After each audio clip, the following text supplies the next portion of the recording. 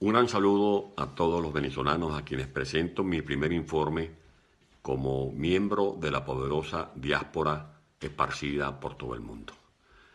En primer lugar, agradecer todas las manifestaciones de solidaridad y comprensión para alguien que no tuvo otra alternativa que liberarse del secuestro del que era víctima.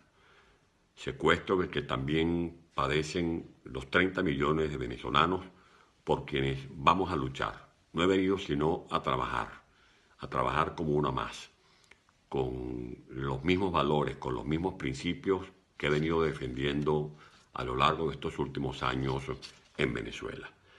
He podido sostener reuniones con distintas personalidades, de distintas tendencias, de distintas maneras de pensar, desde el presidente Santos en Colombia, los expresidentes Pastrana, el expresidente Uribe, los miembros de la Internacional de la Democracia Cristiana, los integrantes de la Internacional Socialista, líderes liberales como el diputado Albert Rivera, socialistas como Pedro Sánchez, conversaciones con el expresidente Felipe González, con el expresidente Aznar, la conversación solidaria con el presidente Rajoy, con su canciller, con su vicepresidenta, con su ministro del Interior, definiendo el estatus que todavía no se ha clarificado. Es un tema que estamos en proceso de análisis porque queremos un estatus que me permita no solamente poder visitar distintos países de Europa,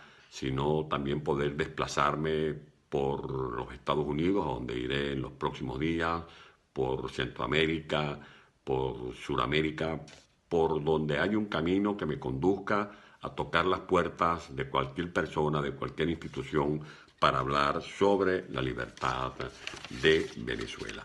Quiero ratificar nuestra posición que ya hemos expuesto desde la plataforma Soy Venezuela, que no es ni un partido político, que no es una secta, sino que es un nuevo escenario de participación ciudadana que busca aglutinar a los venezolanos que luchan, no para hacer un diálogo ficticio, una parodia de diálogo como el que se comenzó a hacer el año pasado, que lo que ha traído es más desventura, más desconsuelo y más frustración para los venezolanos.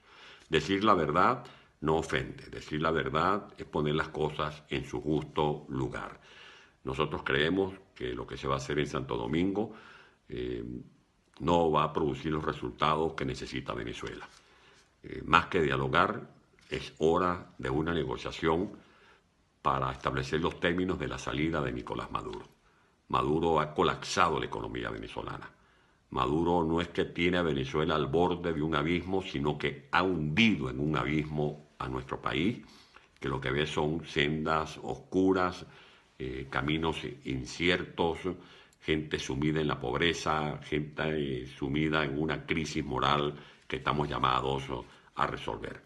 Aspiramos que a nadie se le ocurra respaldar las pretensiones del gobierno de que se le reconozca esa inconstitucional Asamblea Nacional Constituyente.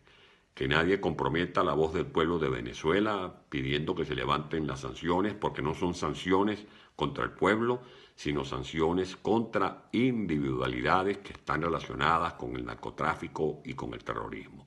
Solo basta escuchar aquí en Europa que la oficina de narcotráfico instalada en Viena ha determinado que por lo menos el 60% de la cocaína que llega a Europa proviene de Venezuela.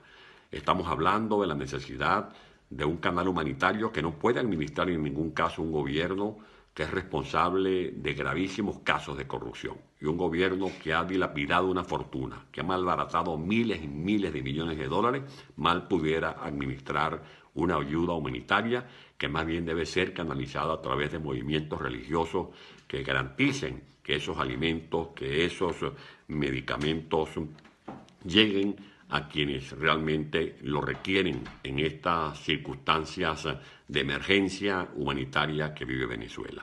Vamos a llevar la voz de los estudiantes, a reconocer que gracias a la lucha de los estudiantes, de los escuderos, de esos venezolanos que murieron, que dibujaron con su sangre el mapa sentimental de Venezuela en meses de protestas, es que hoy se habla de Venezuela en muchas partes del mundo.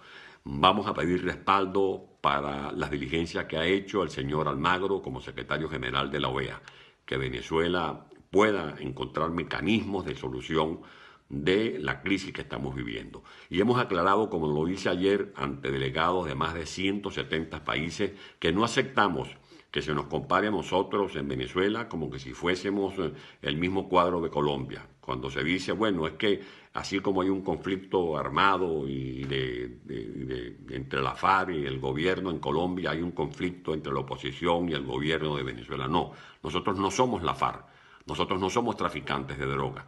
Nosotros no somos responsables de crímenes de lesa humanidad.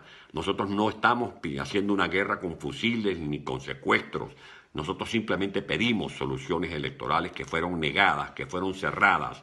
Quienes han trancado la vía electoral en Venezuela son precisamente los que dirigen esta narcotiranía que debemos sustituir por un gobierno que le devuelva la posibilidad a los venezolanos de disfrutar de la libertad y de sus más elementales derechos humanos.